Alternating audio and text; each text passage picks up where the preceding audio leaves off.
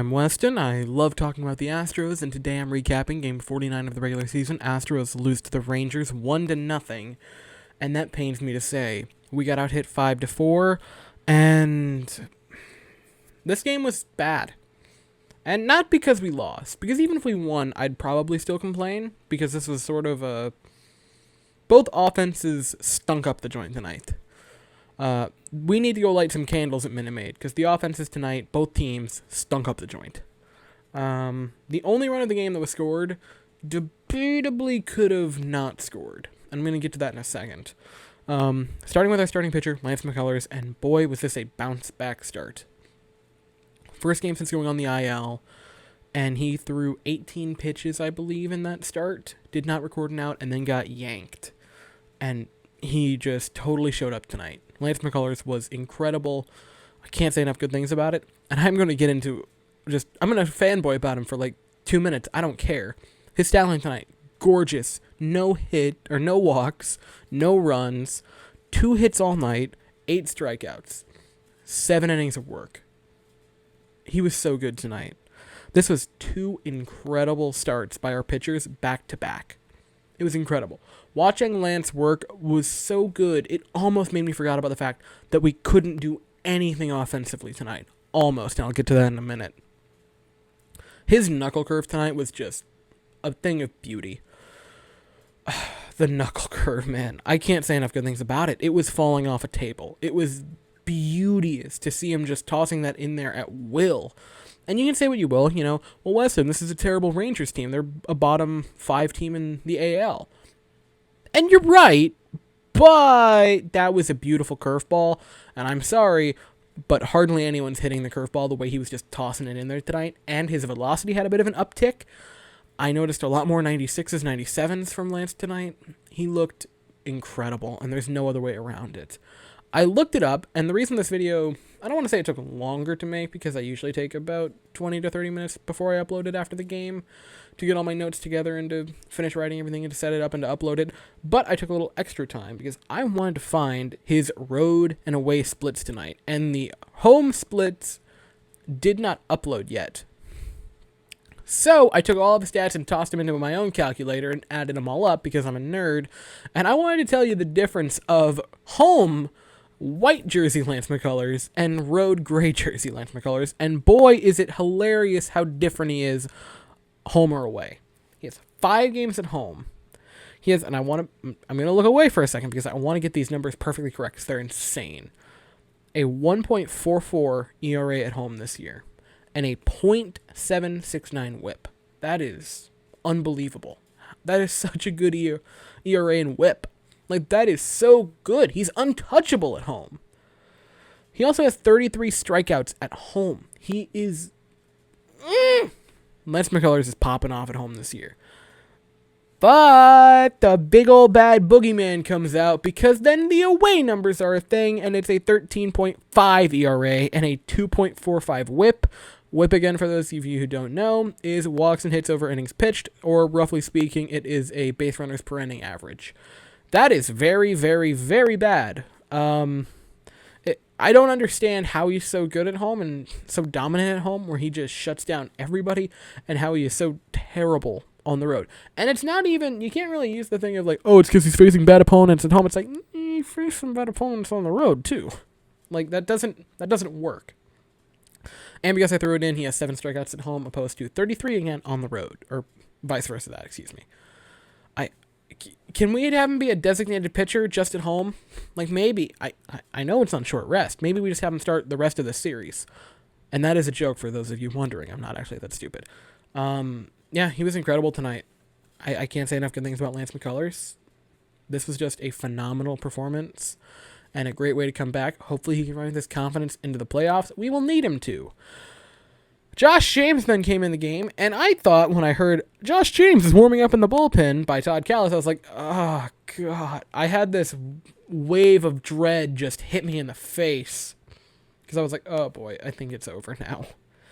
But Josh James, to his credit, he was pretty good. 2 strikeouts, 1 hit, no walks, got out of the inning without a run. Josh James, again, he was pretty good. I've said this a lot. I will criticize you when you deserve it, on the Astros. I will criticize them when I feel they deserve it, and I will praise them when I feel it necessary. He was very good tonight.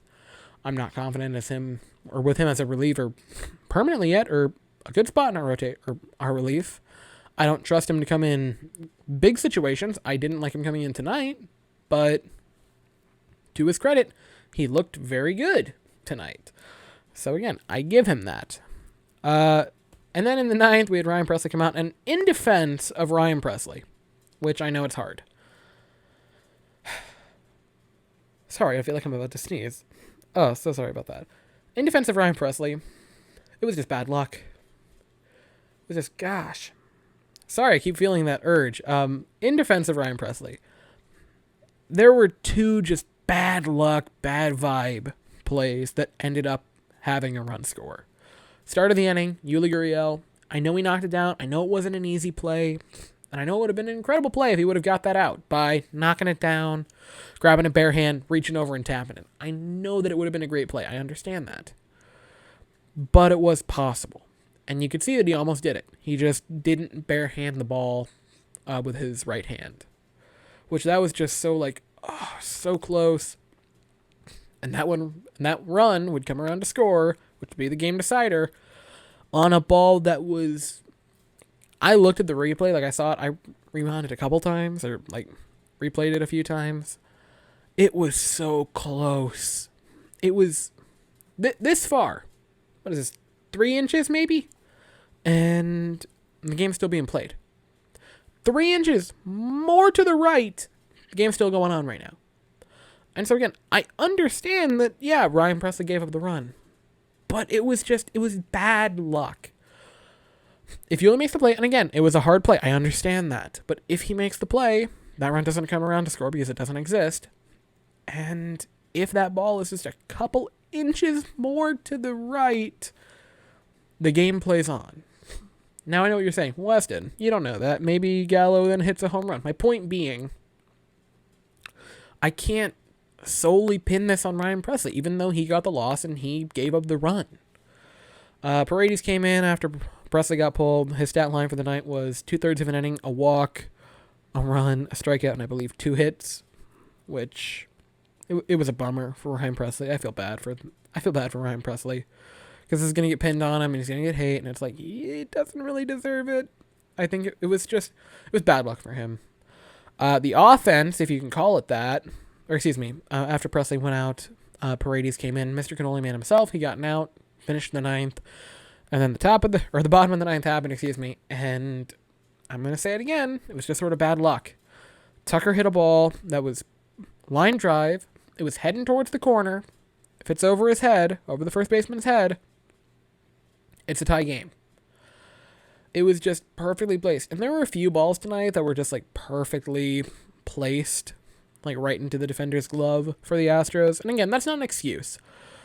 But Tucker's line drive, that almost scored Breichman. It would have if it got over his head. And it was just bad vibes in the ninth. And I hate using the term bad vibes because I sound like an idiot. At least I feel I do. But that's what the ninth was. It was just bad vibes. It just sucked. It was just bad luck all around, pitching and hitting. It was rough. Yeah. And again, I know people are going to pin this on Pressley. If your pitching staff only gives up 1 run in an evening, that is very, very good.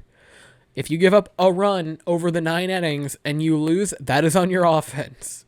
110% that is on your offense. That was rough.